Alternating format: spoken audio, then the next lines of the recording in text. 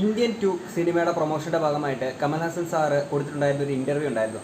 ആ ഇൻ്റർവ്യൂവിനകത്ത് പറയുന്ന കുറച്ച് കാര്യങ്ങൾ അതാണ് നമ്മൾ ഇതിനകത്ത് സംസാരിക്കുന്നത്. അതിന് മുന്നേ ഞാനൊരു കാര്യം പറയട്ടെ. അമിതമായിട്ട്, അതായത് അന്ധമായിട്ട് ദൈവത്തിൽ വിശ്വസിക്കുന്ന ആളുകളുണ്ടെങ്കിൽ നിങ്ങൾക്ക് ചിലപ്പോൾ ഈ ഒരു വീഡിയോ കണ്ടു കഴിഞ്ഞതിന് ശേഷം എൻ്റെ അടുത്തും കമൽഹാസൻ സാറിൻ്റെ അടുത്തും ഒക്കെ ആണെങ്കിൽ ഒരു ദേഷ്യവും കാര്യങ്ങളൊക്കെ നിങ്ങൾക്ക് തോന്നാം.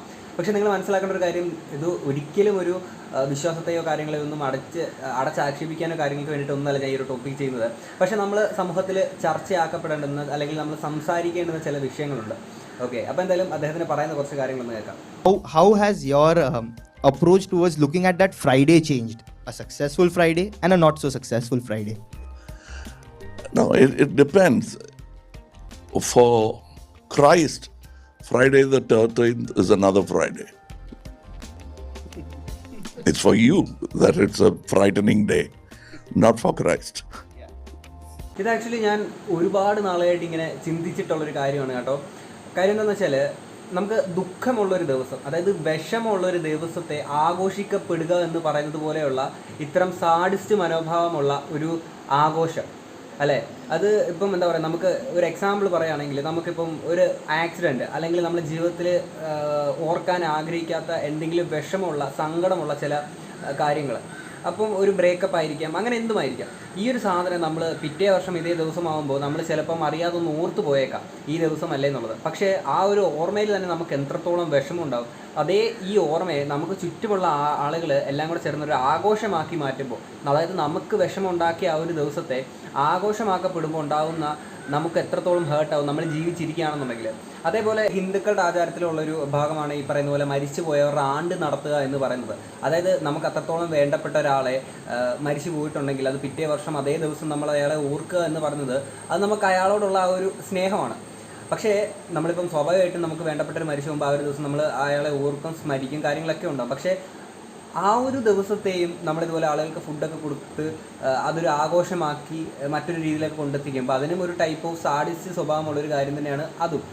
അപ്പം ഇപ്പം ഈ ഇതിനകത്തൊരു ആങ്കർ ചോദിച്ചേക്കുന്ന ചോദ്യം എന്ന് വെച്ചാൽ, ഈ വെള്ളിയാഴ്ച ദിവസങ്ങളിൽ സിനിമകളെ കുറിച്ചിട്ടുള്ള ഇതാണ് ചോദിച്ചേക്കുന്നത്. പക്ഷേ കമൽഹാസൻ സാറാണെങ്കിൽ അത് ഡ്രാഗ് ചെയ്ത് കൊണ്ടിട്ടേക്കുന്ന ഒരു സ്ഥലം എന്ന് പറഞ്ഞാൽ, അതായത് ഈ പറയുന്ന വിശ്വാസത്തിൻ്റെയൊക്കെ ഈ കുറേ സാധനം കൊണ്ടിട്ടേക്കുന്നതെന്ന് പറഞ്ഞാൽ എന്താ പറയുക, ഭയങ്കര എന്താ പറയുക, അടിപൊളിയായിട്ടുള്ളൊരു സാധനം തന്നെ. കാര്യം നമുക്ക് ഒരുപാട് ചിന്തിക്കാനെ കൊണ്ടുള്ള അല്ലെങ്കിൽ നമ്മൾ ഒരുപാട് സംസാരിക്കപ്പെടേണ്ടുന്ന ചില വിഷയങ്ങൾ വളരെ സിമ്പിളായിട്ട് അദ്ദേഹം അവതരിപ്പിച്ചിട്ടുണ്ട് അതിനകത്ത്.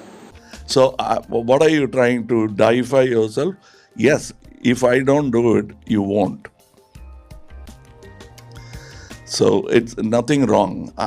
I deify all human beings. That is Anbeshivam for me. I found that I could live without God. I've managed to do it clearly for 50 years.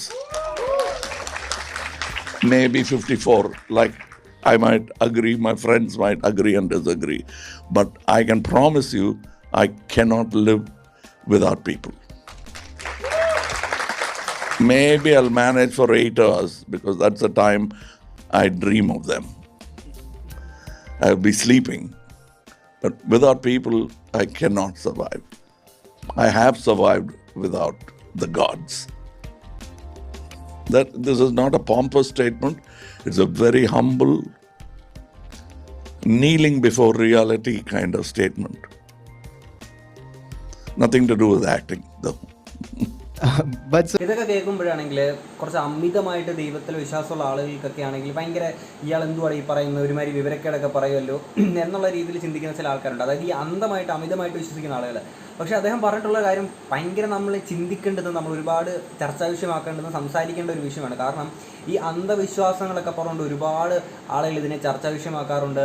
അതെന്തോ വലിയ മഹത്തായിട്ടുള്ള സംഭവമാണെന്ന് പറയാറുണ്ട്. കാര്യം ഞാൻ എന്താ ഈ പറയുന്നതെന്ന് വെച്ചാൽ, ഞാൻ ചിലപ്പോൾ എനിക്ക് കണ്ടൻറ്റ് ക്ഷാമമൊക്കെ വരുന്ന സമയത്തേക്കിന് ഞാൻ നേരെ ഫേസ്ബുക്കിൽ കയറിയിട്ട് ഏതെങ്കിലും വീഡിയോസ് നോക്കും. കൂടുതലും ഫേസ്ബുക്ക് അമ്മമാരുടെ കുറേ സംഭവങ്ങളൊക്കെ ഉണ്ടായല്ലോ അതിനകത്ത്. അപ്പോൾ ഞാൻ ആക്ച്വലി അങ്ങനെ ഫേസ്ബുക്കിൽ കയറാത്ത ഒരാളാണ്. ഈ കണ്ടൻറ്റിന് വേണ്ടി മാത്രം ഇടയ്ക്ക് കയറും.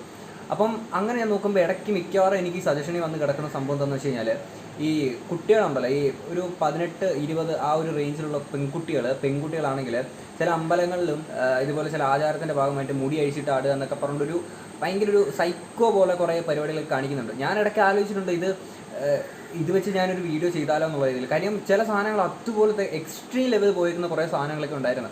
അപ്പോഴും അവരാരും മനസ്സിലാക്കുന്നില്ല ഈ പറയുന്ന ദൈവം എന്ന് പറയുന്ന ഒരു എലമെൻ്റ് എന്ന് പറയുന്നത് നമുക്ക് നല്ല രീതിയിൽ നമുക്കൊരു ആത്മീയതയുടെ പാതയിൽ നമ്മൾ സഞ്ചരിക്കുമ്പോൾ നമുക്കൊരു ശാന്തി സമാധാനമൊക്കെ ഉണ്ടാക്കാൻ വേണ്ടിയിട്ടുള്ളൊരു സാധനം മാത്രമാണ് അതെന്നുള്ളത് ഇപ്പോഴും പല ആൾക്കാരും ചിന്തിക്കുന്നില്ല.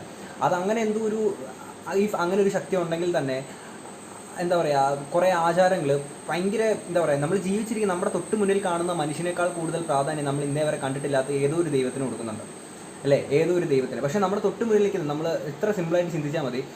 നമ്മൾ ഏതെങ്കിലും ഒരു റോഡ് സൈഡിൽ വീണ് കിടന്നു കഴിഞ്ഞാൽ നമ്മളെ ആരെങ്കിലും രക്ഷിക്കണമെങ്കിൽ ഏതെങ്കിലും ഒരു മനുഷ്യൻ നമ്മളെ പൊക്കിയെടുത്തുകൊണ്ട് ആശുപത്രി കൊണ്ടുപോയാൽ മാത്രമേ നമ്മൾ രക്ഷപ്പെടുകയുള്ളൂ.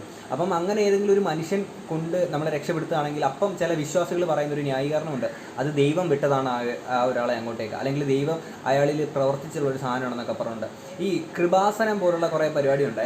ഞാൻ ഇടയ്ക്ക് ഇൻസ്റ്റയിൽ കാണുന്ന ഒരു വീഡിയോസാണ്. ഇവർക്ക് IAS ആണെങ്കിൽ പഠിക്കുക പോലും ചെയ്യാതെ ഈ മാതാവിൻ്റെ മാല കണ്ട് വാങ്ങിച്ചിട്ട് ഇവർക്ക് എന്തോ ഇതായി അതായി എന്നൊക്കെ പറഞ്ഞിട്ട് കുറേ സാധനമുണ്ട്, ഇവർക്ക് റാങ്ക് കിട്ടി എന്നൊക്കെ പറയുന്നത്.